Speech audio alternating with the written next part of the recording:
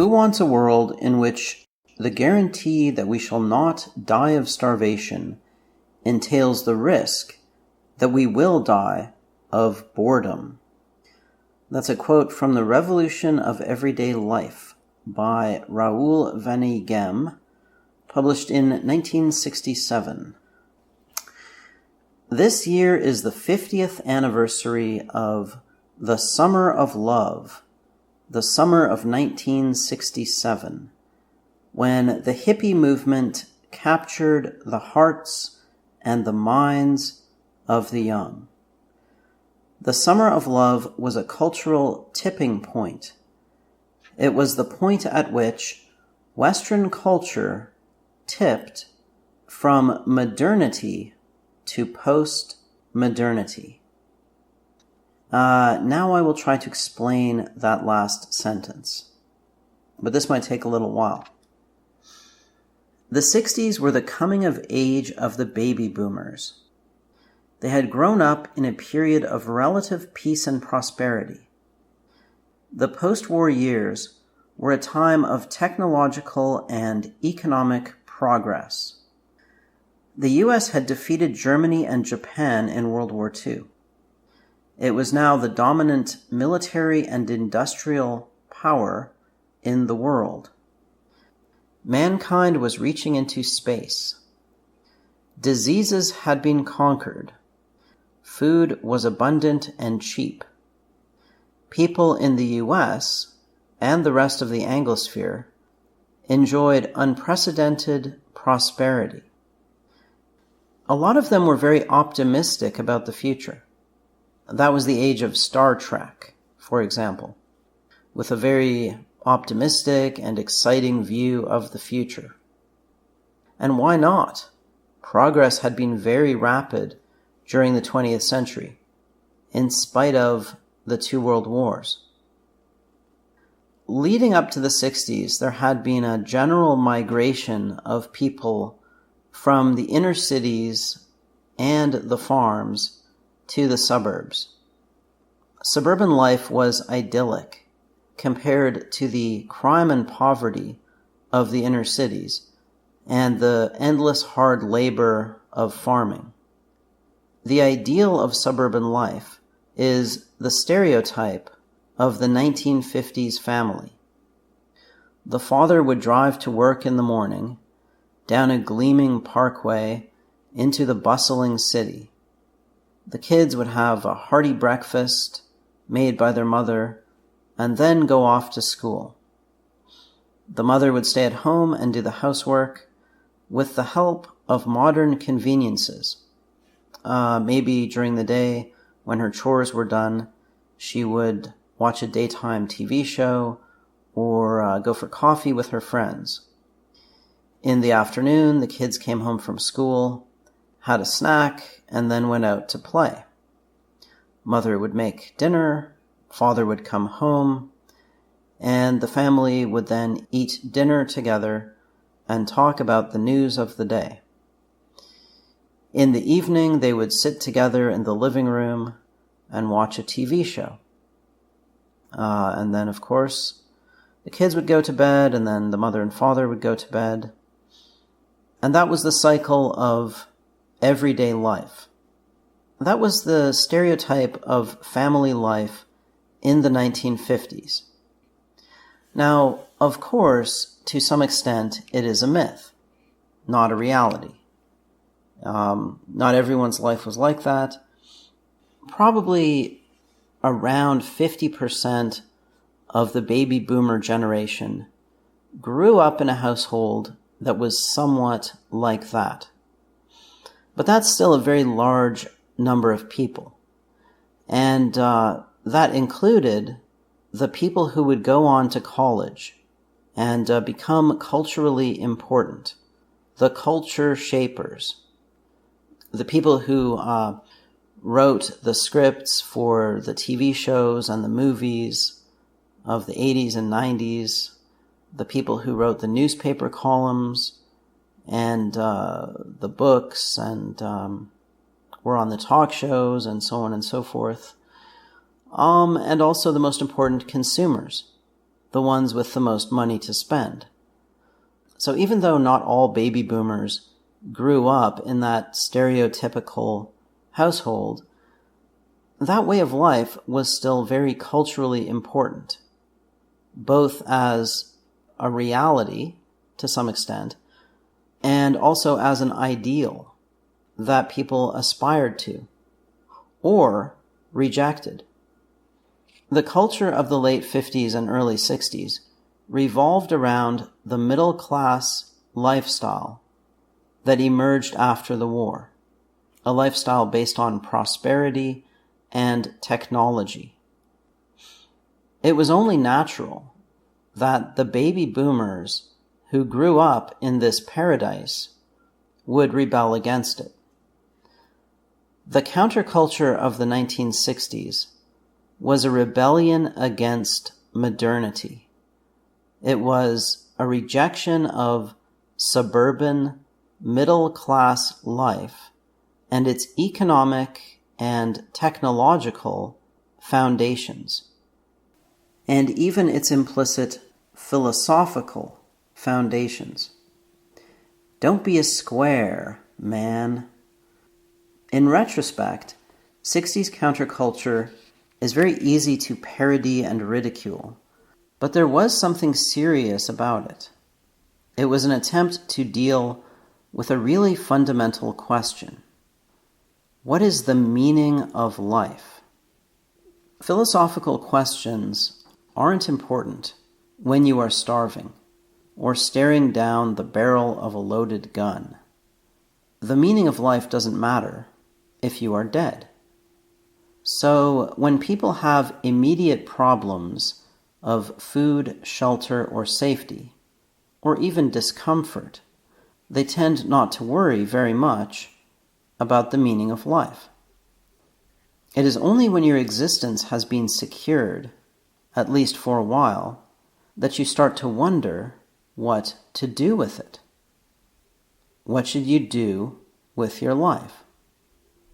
Modernity created conditions of abundance and personal freedom, and that made people wonder what, if anything, was the point of life itself. Now, I'm not saying that a majority of people in the affluent West suddenly started questioning the meaning of life in explicit terms, but there was a general sense that something was missing, that there was something wrong with the way things were, something wrong with modernity and the modern lifestyle. And of course, there was something missing, the struggle to exist. It had been suspended by modernity, by material abundance and birth control. Without the struggle to exist, people were looking for other problems to solve. The big question suddenly became, what should I do with my life? Previously, that question was almost never asked, because people didn't have a lot of options. Most people were locked into a certain way of life, such as farming, from an early age. Most girls were married and pregnant by their late teens or early 20s. Most men were married and fathers by their mid-20s. They didn't have the problem of what to do with their lives.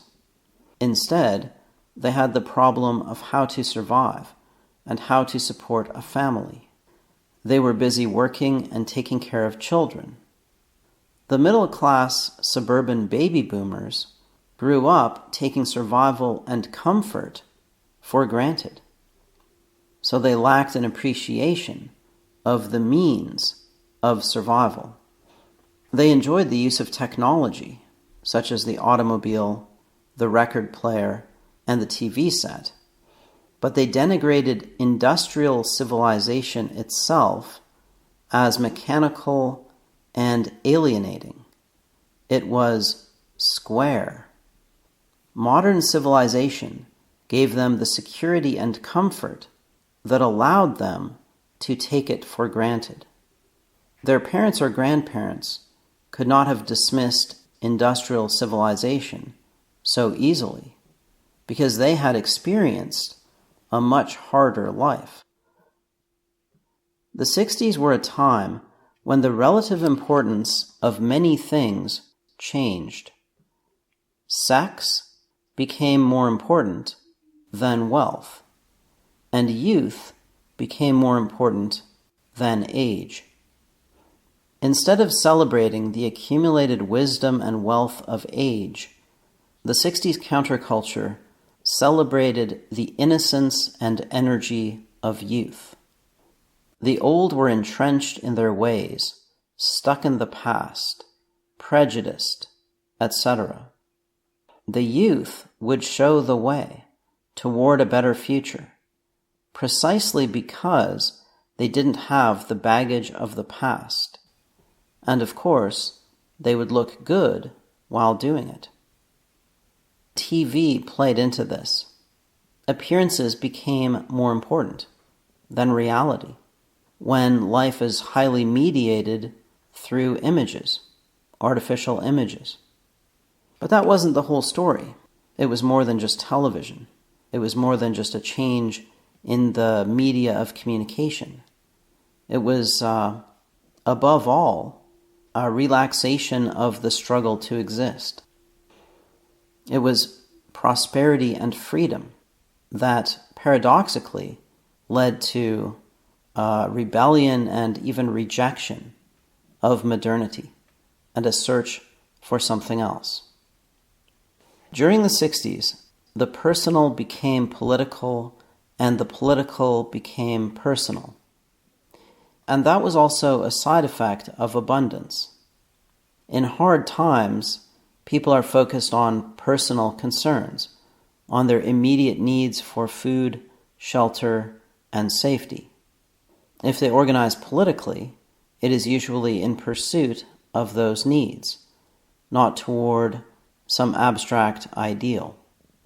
In good times, however, people take up abstract political questions as a substitute for personal problems, as a way to give meaning to their lives. The 60s saw an explosion of political ideologies and movements that promised to transform society in fundamental ways. There was also an explosion of new religions, cults, and mystical practices. Baby boomers looked for the meaning of life in Eastern religions, Satanism, Scientology, Freudian psychology, and a cornucopia of cults and mystical practices. Some adopted a watered-down version of Christianity, the hippie ethos of love and peace. It was the dawning of the age of Aquarius, whatever that is. Instead of transforming society, alternative religions promised to transform the individual from within. And this was all part of a search for meaning in life. Then, of course, there were drugs, marijuana, LSD, PCP, mushrooms, mescaline, heroin, amphetamines, etc. Taking drugs was an easy way to transcend mundane everyday life, and the effects could be mistaken for enlightenment. Expand your mind, man. Tune in, turn on, and drop out. Thinking has never been a popular pastime, and it probably never will be. But there were a few people in the 60s who tried to expand their minds with thought instead of drugs, intellectually instead of pharmaceutically. 60s intellectuals rejected the analytic philosophy of the Anglosphere because it didn't seem capable of getting at the fundamental problem of life's meaning. Instead, they turned to the more literary philosophy of the French existentialists, such as Sartre and Camus. They turned to people who were writing about subjective experience and the struggle to find or create meaning in life. Some rejected rationality as a failed project and experimented with other forms of thought and expression, such as free association and abstract art, because rationality seemed incapable of solving the fundamental problem that they faced. They also experimented with other ways of life. Alternative lifestyles became popular during the 60s. You could drop out of regular society and do something else. You could live on the beach and surf. You could join a commune and work the land.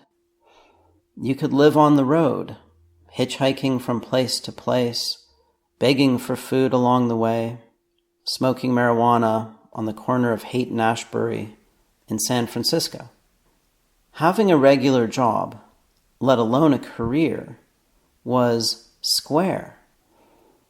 Many of these alternative lifestyles were attempts to recreate the lifeways of previous generations or of more primitive and less prosperous people. Kids who grew up in sheltered suburban households wanted grittier, more authentic experiences.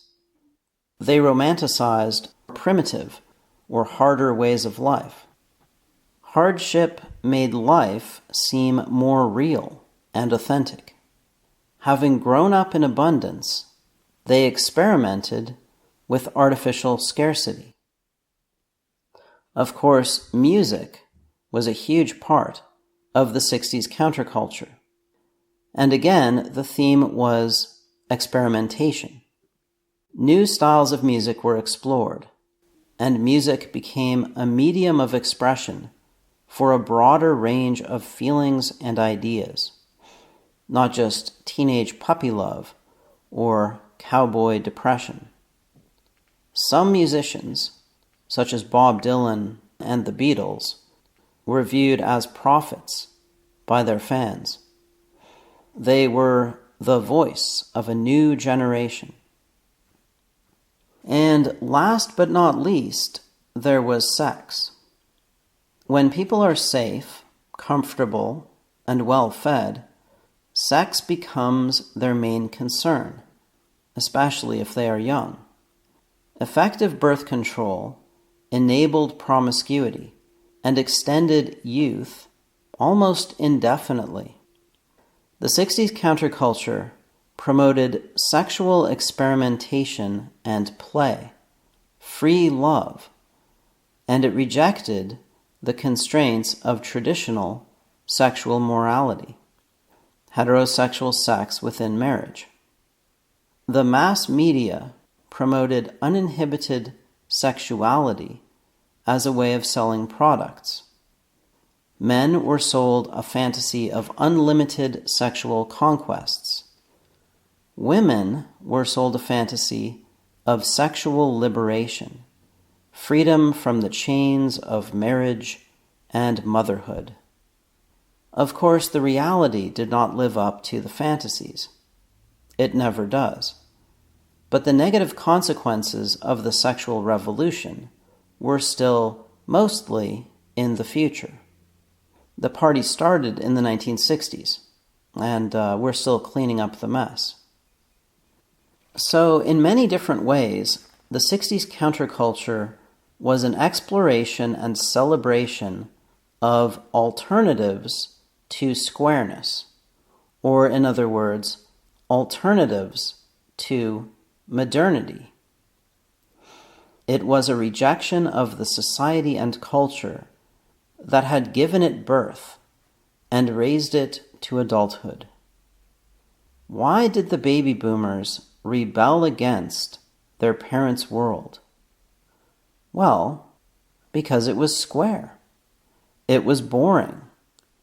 It solved the problem of survival too well. And by doing so, it left people in search of something to do and something to believe in.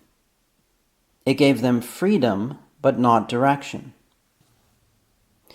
There were still some important problems of survival in the 1960s, such as the threat of nuclear war, environmental degradation, and the global population explosion.